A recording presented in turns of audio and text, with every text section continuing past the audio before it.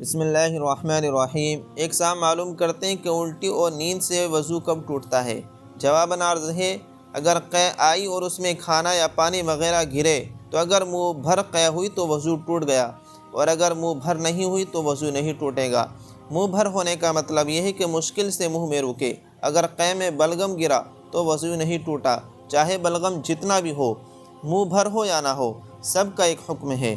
اگر قے میں خون گرے تو اگر پتلا اور بہنے والا ہو تو وضو ٹوٹ جائے گا، چاہے کم ہو یا زیادہ، منہ بھر ہو یا نہ ہو۔ اور اگر خون جمے ہوئے ٹکڑوں کی صورت میں ہو اور منہ بھر ہو تو وضو ٹوٹ جائے گا، اور اگر کم ہو تو نہیں ٹوٹے گا۔ اگر تھوڑی تھوڑی کر کے کئی دفعہ قے ہوئی، لیکن سب ملا کر اتنی ہے کہ اگر ایک دفعہ میں ہوتی تو منہ بھر جاتا، تو ایک ہی متنی مسلسل باقی رہی اور تھوڑی تھوڑی قے ہوتی رہی تو وضو ٹوٹ گیا۔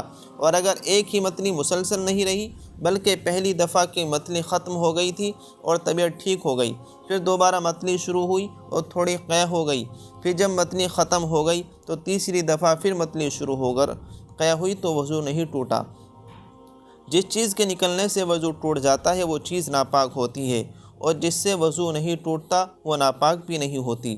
تو اگر ذرا سا خون نکلا جو زخم کے منہ سے بہا نہیں، یا ذرا سی قے ہوئی اور اس میں کھانا یا پانی یا پت یا جمع ہوا خون نکلا، تو یہ خون اور یہ قے ناپاک نہیں ہے۔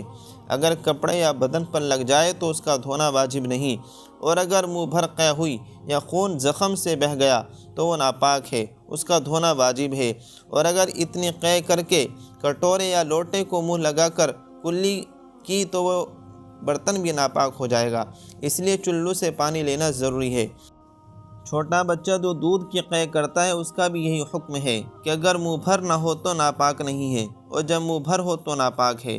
اگر اس کے دھوئے بغیر نماز پڑھی تو نماز نہ ہوگی۔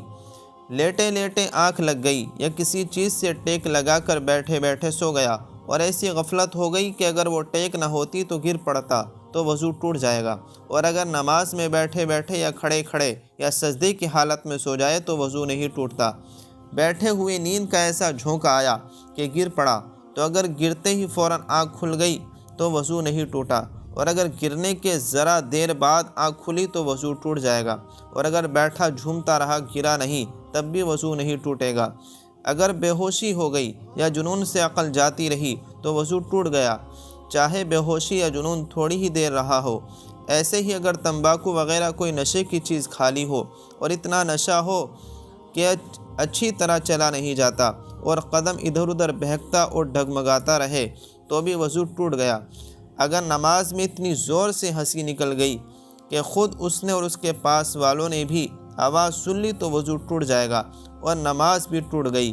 اور اگر خود کو آواز سنائی دے مگر پاس والے نہ سن سکیں، اگرچہ بالکل قریب والا سن لے تو اس سے نماز ٹوٹ جائے گی لیکن وضو نہیں ٹوٹے گا۔